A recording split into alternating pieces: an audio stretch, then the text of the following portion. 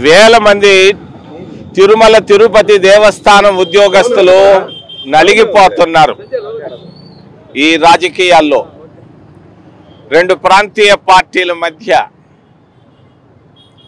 లడ్డూని ఒక ప్రాంతీయ పార్టీ ఆర్థిక ప్రయోజనాలకు వాడుకున్నది, లడ్డూని ఇంకొక ప్రాంతీయ పార్టీ రాజకీయ ప్రయోజనాలకు వాడుకుంటా ఉంది. ఇందులో రాజకీయాలు, ఆర్థిక ప్రయోజనాలు, స్వార్థ ఆర్థిక రాజకీయ ప్రయోజనాలు తప్ప తిరుపతి అభివృద్ధి కానీ, తిరుమల తిరుపతి దేవస్థానం ప్రతిష్ట కానీ వీటిని గురించి ఎవరు ఆలోచించడం లేదు. రాజకీయాలను గురించి ఆలోచిస్తున్నారు. మరి తిరుమల పవిత్రత దెబ్బతింటా ఉంది మీ రాజకీయాల మధ్యలో. తిరుమల తిరుపతి దేవస్థానంలో పనిచేస్తున్న ప్రతి ఉద్యోగి ఈరోజు ఇబ్బందులు పడుతున్నారు, కష్టాలు పడుతున్నారు, కన్నీటితో ఉన్నారు, చెప్పుకోలేకపోతున్నారు. మరి వాళ్ళ మనస్తత్వాలకు సరిపోయే విధంగా మేము ఈరోజు ముందుకు రావడం జరిగింది, ప్రజల ముందుకు రావడం జరిగింది. నిన్న శ్యామలరావు భయంతో ప్రెస్ ముందు మాట్లాడడం నేను గమనించాను.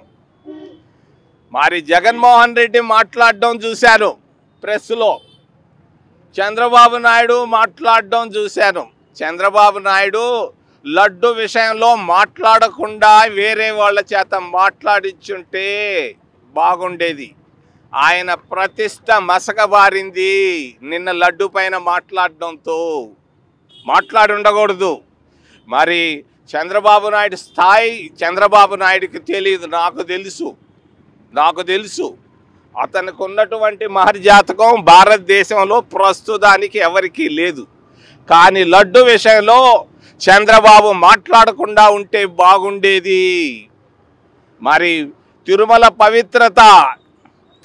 పవిత్రత చాలా గొప్పది. దాని జోలికి రాజకీయ పార్టీలు పోకూడదు. కాంగ్రెస్ పార్టీ తీసుకున్న వైఖరే కరెక్టు. మేమెప్పుడు రాజకీయాలకు వాడుకోలేదు లడ్డును కానీ, దర్శనాలు కానీ, మిగిలిన విషయాలు కానీ. రాజకీయ ప్రయోజనాల కొరకు ప్రాంతీయ పార్టీలు వాడుకొని మరి తిరుమల పవిత్రతను దెబ్బతీస్తున్నాయి. లడ్డులో తప్పు చేసిన వాడు శిక్ష పడకుండా తప్పదు. ఇది ఎట్టుందంటే పల్లెటూరు భాషలో చెప్పాలంటే ఎలుకను పట్టేదానికి కొండను తవ్వినట్టుంది. కొండను తవ్వాల్సిన పనే ఉందయా? కొండ ఇంత పెద్ద తిరుమల కొండను తవ్వాలనా ఎలుకను పట్టుకునేదానికి? పిచ్చి ఆలోచనలు ఆపండి అధికారులు. జామ్ శ్యామలరావు జాగ్రత్త. కొత్తవాడివి, తెలియదు నీకు తిరుపతిని గురించి. కత్తి మీద సాము లాంటిది ఇది. నీకు ఇచ్చారు ఈ అవకాశం, జాగ్రత్తగా నడు. నువ్వు పిచ్చి ఆ టెస్టే కరెక్ట్ అని ఎక్కడుంది? నువ్వు గుజరాత్కు పంపించావు, అమిత్ షా టెస్ట్ను మార్పిచ్చాడేమో, ఎవడికి తెలుసు? మరి భారతీయ జనతా పార్టీ దీని వెనకాల ఉందని మాకు అనుమానం వస్తుంది. మద్రాసుకు పంపించు టెస్టుకి, బెంగళూరుకు పంపించు, అనేక టెస్టులు ఉన్నాయి.